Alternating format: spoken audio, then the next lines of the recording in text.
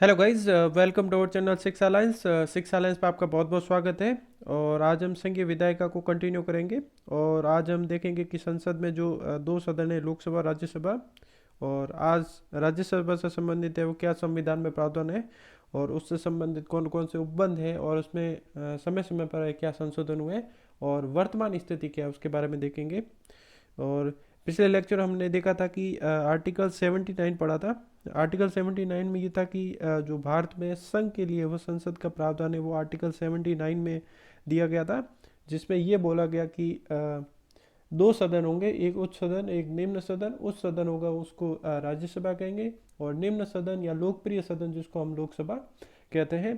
तो 79 में है वो इसका प्रावधान किया गया।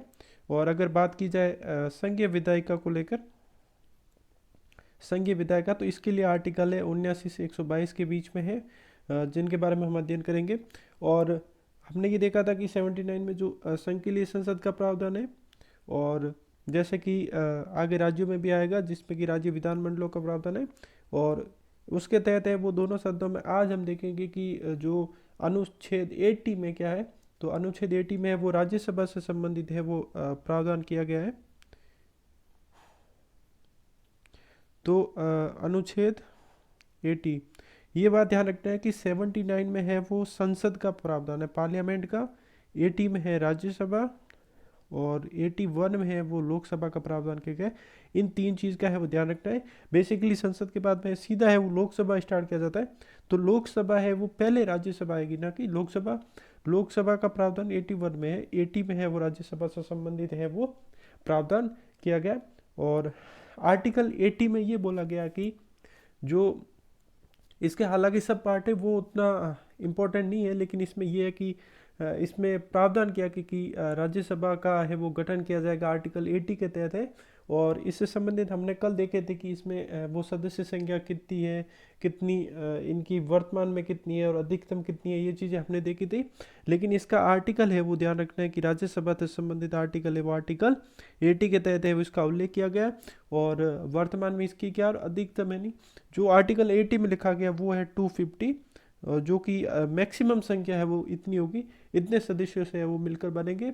जिसमें कि ये चीज़ हमने देखी थी कि इसमें जो टोटल योग कितना होगा, तो 238 प्लस 12 हो जाएगा। जिसमें हमने देखा था कि 12 सदस्य है वो राष्ट्रपति द्वारा है वो मनोनीत किया जाते हैं, और 238 है वो निर्वाचित होकर आते हैं सदस्य राज्यसभा में। तो ये चीज़ है जिसमें कि इसका जो संगठन होता है, और इसमें टोटल 250 मेंबर अधिकतम संख्या, और वर्तमान में इसकी बात की जाए 245। तो ये चीज़ है वो ध्यान रखनी है कि कौन सा है वो कितने में होगा। अब देखते हैं राज्यसभा में सदस्य संख्या, इसको एक बार थोड़ा सा हल्का ब्रीफ में देख लेते हैं कि राज्यसभा में है वो सदस्य संख्या मैक्सिमम होगी, मैक्सिमम है 250। और इसको अगर डिवाइड करना है तो डिवाइड हम ऐसे कर सकते हैं, 238 ये हो जाएंगे निर्वाचित, प्लस जो इसमें 12 सदस्य आएंगे उनका है वो मनोनयन किया जाएगा। अब 12 सदस्य है वो इनका मनोनयन है वो राष्ट्रपति जो मनोनयन करते हैं, वो उनका है वो आधार क्या होना चाहिए, यानी किन व्यक्तियों को है वो जिसमें कि इनको मनोनीत किया जाता है वो कौन कौन से फील्ड से होने चाहिए। तो सबसे पहले बात की जाए तो इसमें होगा कला, दूसरा साहित्य, और इसके बाद में इसकी बात की जाए तो उसका होगा विज्ञान और समाज सेवा। और आगे यही चीज़ अगर फिर राज्यपाल में आएगी तो वहाँ पे एक शब्द और ऐड हो जाएगा जिसको कहेंगे सहकारी, जो समिति संबंधी नहीं, सहकारिता से संबंधित जो उसमें काम करता है। अब यहाँ पे हालांकि कुछ न्यूज़ में हमने पिछली बार देखा था कि जो क्रिकेटर्स हैं उनको भी है वो इनमें शामिल किया जाता है। जैसे कि जो अभिनेत्री वगैरह होता है उनको भी कला के तहत लिया जाता है, कि उसको कला के तहत है, तो खेल को भी है वो कला के तहत मानकर है वो इन क्रिकेटर्स जैसे सचिन तेंदुलकर है, इनका है वो राज्यसभा में है मनोनयन किया गया। तो खेल को है वो कला के तहत शामिल किया जाता है। और जो साहित्यकार होते हैं उनको भी है वो इसके तहत सम्मिलित किया जाता है। और जिसका योगदान है समाज सेवा में है, ऐसे व्यक्ति को है राष्ट्रपति है वो मनोनीत कर सकता है, और ऐसे सदस्य होंगे। और 12 जिनका है वो विज्ञान से संबंधित फील्ड में बहुत ही शानदार या उल्लेखनीय योगदान रहा हो, तो इनसे संबंधित जैसे हम समाज सेवा मान सकते हैं, जैसे कैलाश सांखला वगैरह है, या और कोई है जिनको टाइगर मैन, और वो इन्वायरमेंट के लिए और कुछ कर रहे हैं, जो वाटरमैन जिनको कहा जाता है, राजेंद्र सिंह। तो ये चीज़ है, वो जो काम है वो समाज के लिए करते हैं, उनसे संबंधित है। जो कुछ व्यक्तियों को है वो यहाँ पे नॉमिनेटेड किया जाता है, जिनकी संख्या 12 है। और एक हमने देखा था लोकसभा में 2 एंग्लो इंडियन को है वो मनोनीत किया जाता है। हालांकि उस प्रावधान को वर्तमान में स्थगित कर दिया गया।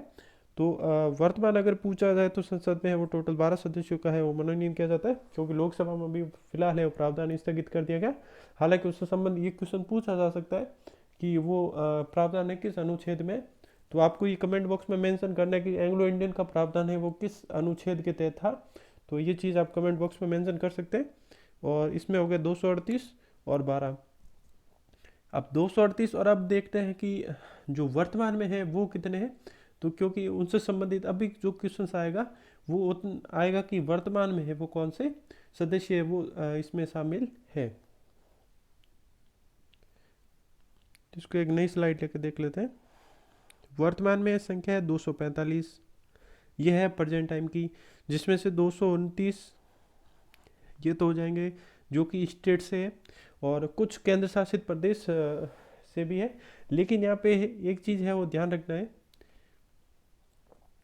कि लोकसभा में तो सारी यूनियन टेरिटरी से प्रतिनिधित्व प्राप्त है, लेकिन राज्यसभा में केवल दिल्ली और पुदुचेरी के अलावा है वो किन्हीं का प्रतिनिधित्व नहीं है। इन दोनों में है वो प्रतिनिधित्व राज्यसभा का है। तो ये चीज़ है वो ध्यान रखनी है, जिसमें कि जो कि 4 सदस्य टोटल है वो यूनियन टेरिटरी से आते हैं, जिसमें 3 तो आते हैं दिल्ली से और एक पुदुचेरी से। तो ये चीज़ है वो ध्यान रखना है, 3 आते हैं दिल्ली से, एक पुदुचेरी से।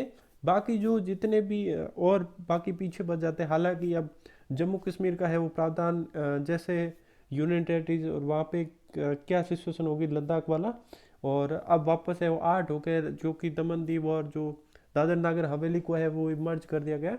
तो आगे आने वाले टाइम में हो सकता है जम्मू कश्मीर से संबंधित कुछ प्रावधान उस चीज़ का बन जाए, क्योंकि अभी वो यूनियन टेरिटरी है। फिलहाल है वो दिल्ली से 3 और पुदुचेरी से 1, वो ध्यान रखना है, क्योंकि वो संशोधन जब होगा उससे संबंधित चीज़ें वो तभी आएगी। अब देखते हैं निर्वाचन से संबंधित क्या प्रावधान है।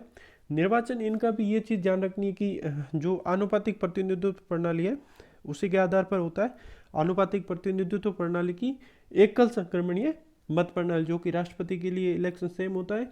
और यहाँ पे ये चीज़ ध्यान रखनी है कि जो राज्यसभा के लिए वो जो राज्य और संघ राज्य क्षेत्र है वहाँ की है वो विधानसभा है इनको इलेक्टेड करती है।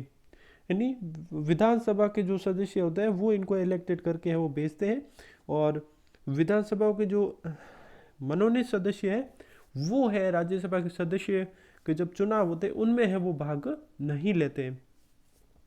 तो यहाँ पे ध्यान रखना है, हमने पहले ही देख लिया था दिल्ली पुदुचेरी, ये 2 ही संघ शासित क्षेत्र है, और बाकी जितने भी स्टेट्स की है वो विधानसभा है वो इन चीज़ों को देखती है।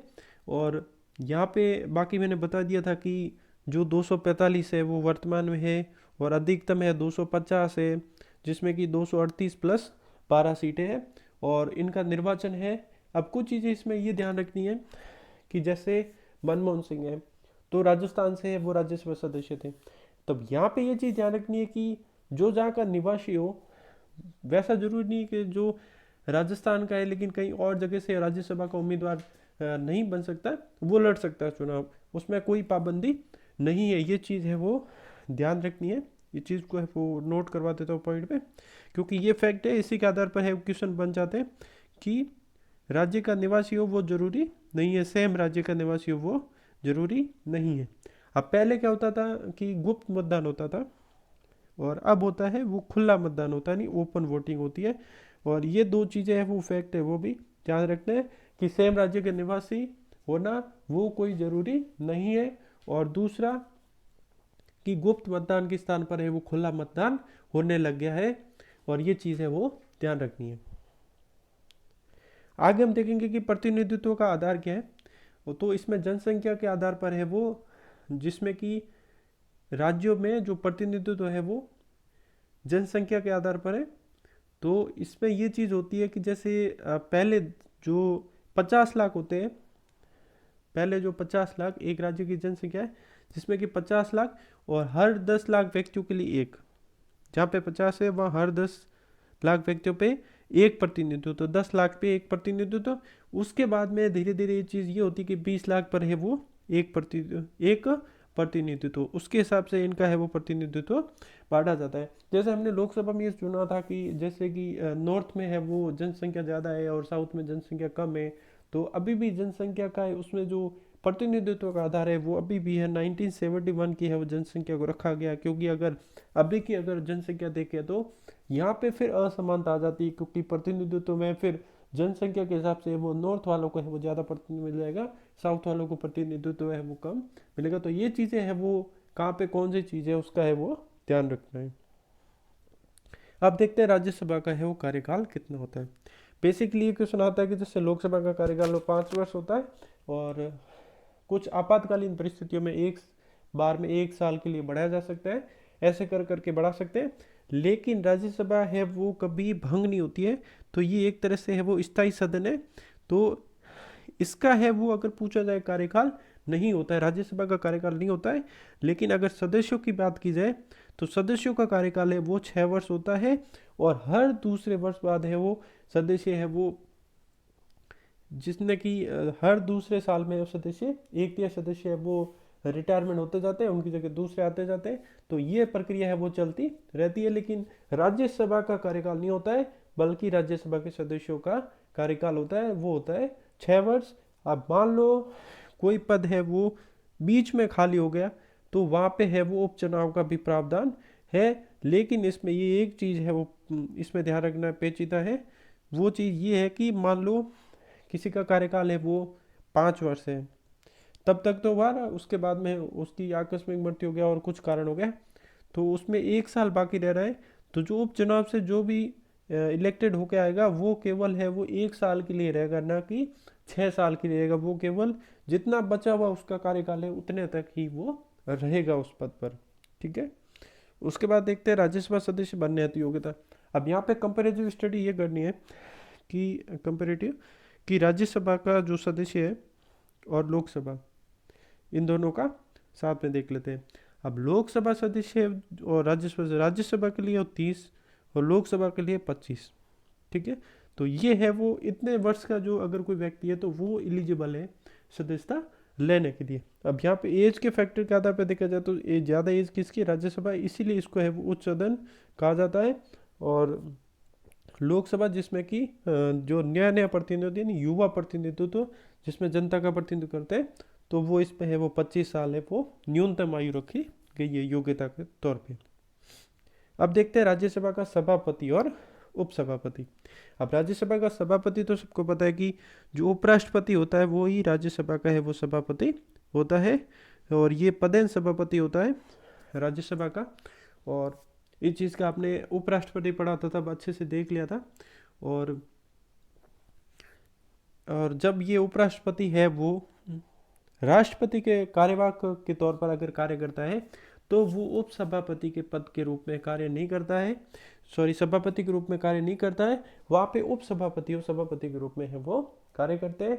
अगर मान लीजिए किसी दिन सभापति और उपसभापति दोनों ही अवेलेबल नहीं है, तो वो जो 10 सदस्य है वो राज्यसभा के सदस्यों द्वारा इलेक्टेड किए जाते हैं, उसमें से कोई एक है वो अध्यक्षता कर सकता है। अब यहाँ पे अगर इनको हटाने का प्रोसेस अगर देखा जाए तो इसमें होता है कि जो तत्कालीन सदस्य संख्या जितनी हमने देखी थी कि जो 245 है, उसके है वो बहुमत से है वो इनको हटा सकते हैं, यानी तत्कालीन सदस्य संख्या के बहुमत से आप इनको हटा सकते हैं। और मान लो जब इनको है वो हटाने की प्रक्रिया है वो चल रही हो, तब ये है वो अध्यक्षता नहीं करेंगे, यानी सदन की अध्यक्षता है वो करेंगे नहीं, और ना तो वो उस टाइम वोट दे सकते हैं, लेकिन जनरली है वो उस टाइम वोट दे सकते हैं। अब बात करते हैं कि सभापति है वो वोटिंग का राइट है कि नहीं। वोटिंग का राइट है वो सभापति को नहीं है, लेकिन क्योंकि वो संसद का सदस्य नहीं है, वो उपराष्ट्रपति है जो कि पदेन सभापति होते हैं राज्यसभा का। तो यहाँ पे ये होता है कि निर्णायक अगर बात की जाए, निर्णायक मत है वो सभापति देता है, सामान्य मत है वो पता सभापति नहीं देता है। उसका रीजन ये है कि वो सदन का सदस्य नहीं होता है, तो ये चीज़ है वो ध्यान रखनी है। अब अगर इनका बात की जाए तो जो त्याग पत्र है तो ये आपस में दे सकते हैं, जैसे उपाध्यक्ष अध्यक्ष उपाध्यक्ष को देते हैं लोकसभा में, वैसे ही सभापति उपसभापति को है वो इसमें है वो दे सकते हैं। और सभापति और उपसभापति, तो ये चीज़ है वो हमने देख ली थी। और जब दोनों ही एब्सेंट हो तो है वो कोई अन्य व्यक्ति है वो इसकी अध्यक्षता सदन की कर सकता है। होपफुली आपको ये लेक्चर पसंद आ रहा होगा, और अगर कोई भी इससे संबंधित जो भी डाउट हो आप कमेंट बॉक्स में मेंशन कर दीजिए और उसका है वो रिप्लाई मिल जाएगा। Please do like share subscribe और यूट्यूब चैनल सिक्स अलाइंस। और आप हमें इंस्टाग्राम पे भी फॉलो कर सकते हैं, फेसबुक पेज पे फॉलो कर सकते हैं और टेलीग्राम पे भी फॉलो कर सकते हैं। Thank you for watching.